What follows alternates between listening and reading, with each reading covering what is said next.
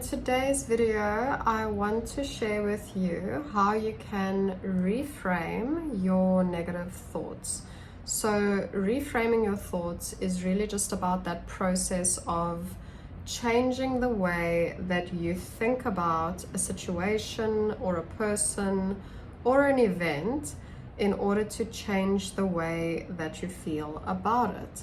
So you will usually be reframing negative thoughts into positive thoughts. And this process is just about shifting your perspective, challenging the thought, and then finding a positive thought to replace that. So the first thing you need to do when you are trying to reframe your thoughts is to identify the negative thought. So recognize when you are having that negative thought or negative series of thoughts and label them as negative thoughts. So I can give you an example. Identifying a negative thought can mean, maybe you feel low about yourself, you feel like you're not good enough. So in that case, the thought here is, I'm not good enough. So what you can do also, just to go a bit deeper into this, is to identify when that thought first came up.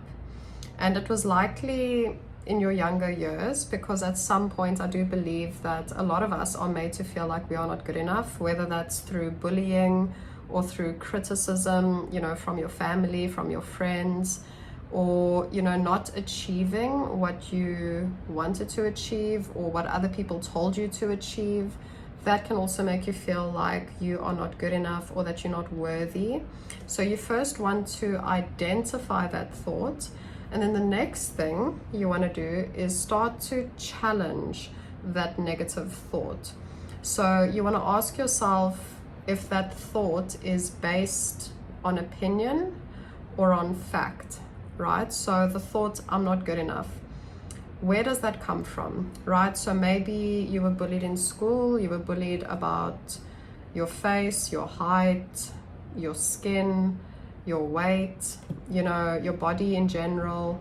So if you already start to think, I'm not good enough, where does that come from? If it did come from an experience that I've just mentioned, then is that fact or opinion, right? Is it fact or opinion that I'm not good enough? Well, children tend to be quite mean, and so bullying, that's not fair to you.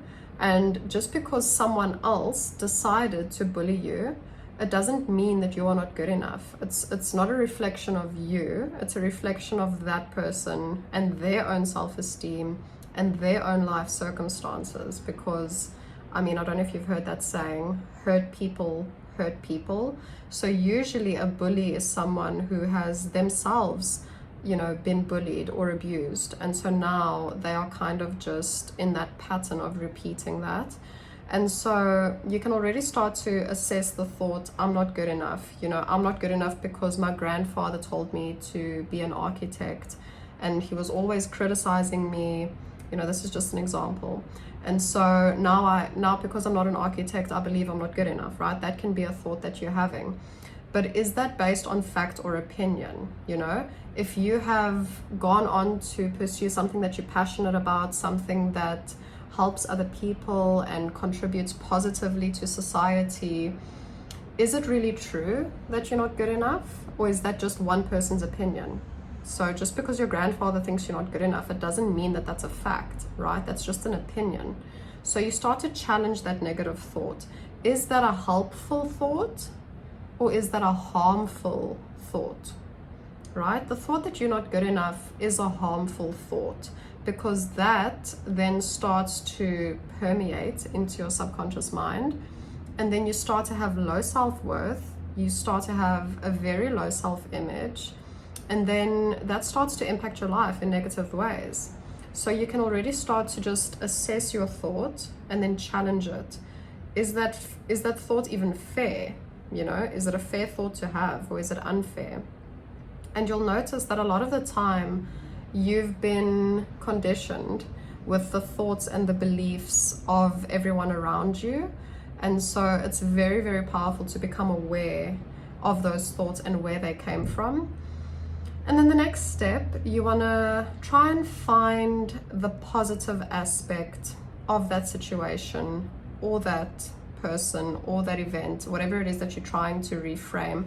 Try to look for the positive in that situation, right? So, okay, I recognize now this negative thought of me not being good enough, and I recognize where it came from. I realize that my grandfather maybe just wanted the best for me, and his idea of success and his idea of creating a good life for myself and my family would be to be an architect. And so I'm so grateful that I have a grandfather that cares, so much about my well-being, that he is looking out for me, and he, with his perception of what success is trying to influence me in a way that he believes is positive.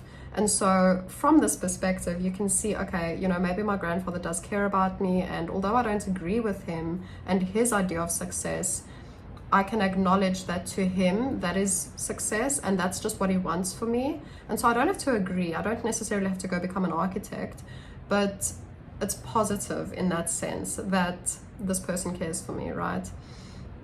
So just try to find a positive aspect in that situation, or, a positive that can come from it. And if not, that's okay. Just change your perspective. Try to see the situation from a different perspective, a different point of view.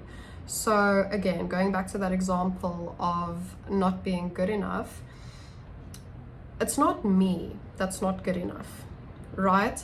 The idea that I'm not good enough was rooted in that belief that in order to be successful, in order to please my family, in order to make my grandfather happy, in order to be good enough, I need to become an architect, right? That is what that initial thought of I'm not good enough, that's what that is rooted in.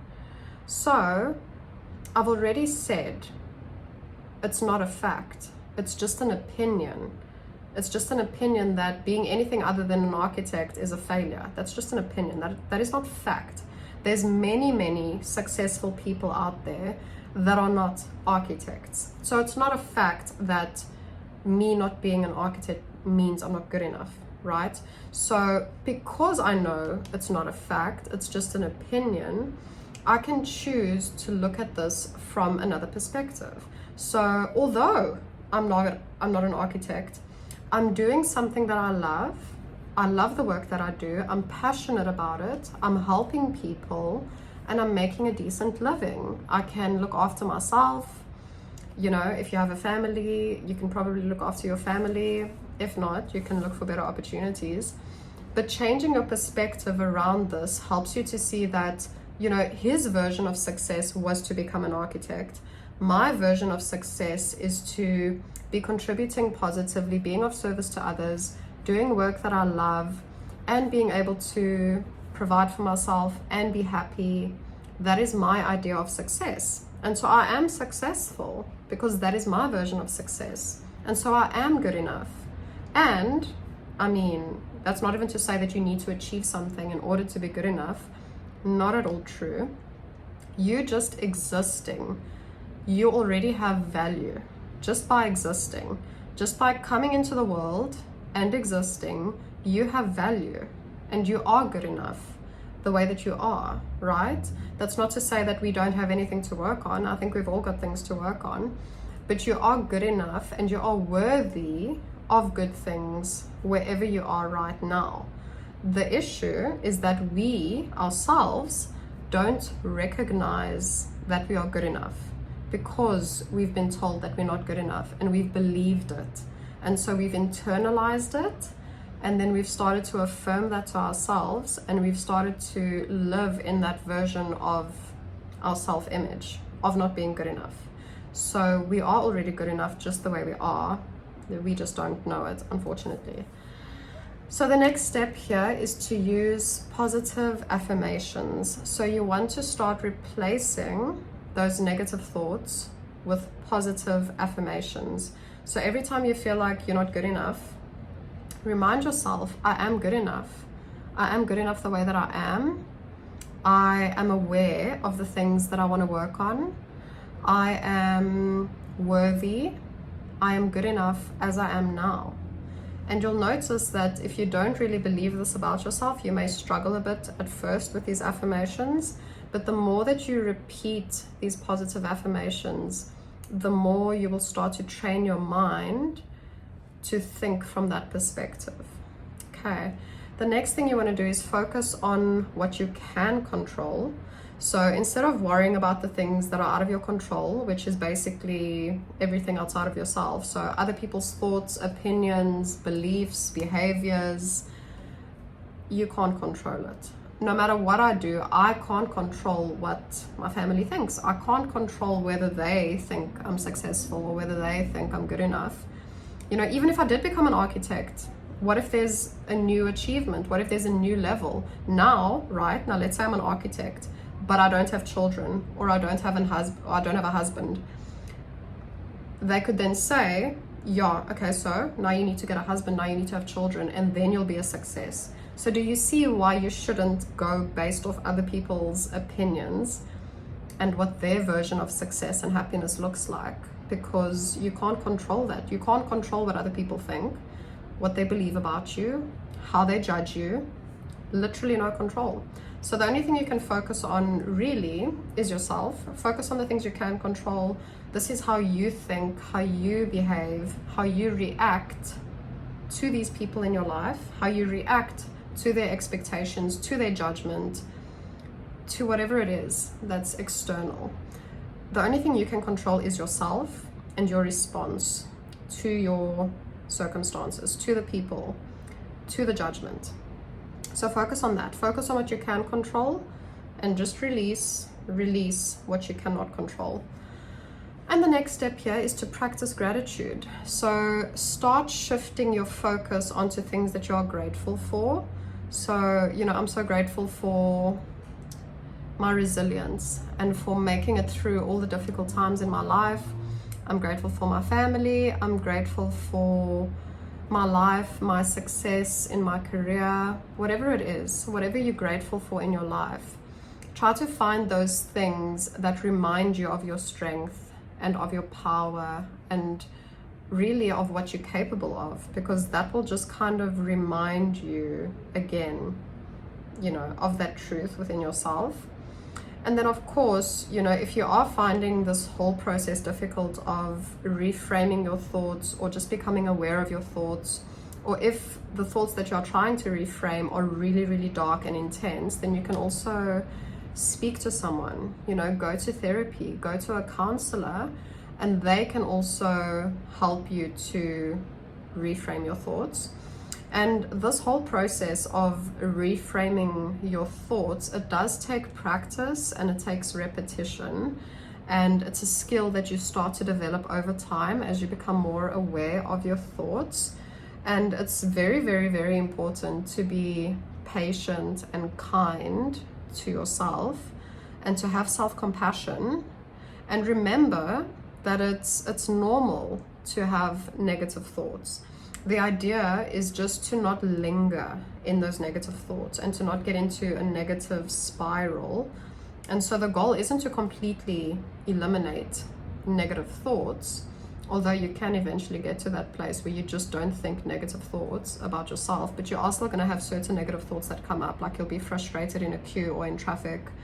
And so you don't want to necessarily shut down all the negative thoughts. It's more about becoming aware of them and changing how you respond to those negative thoughts so that you're not reacting from a place of pain or trauma.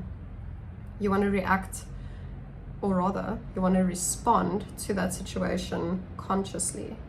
So I hope this helped, and I'll see you in my next video.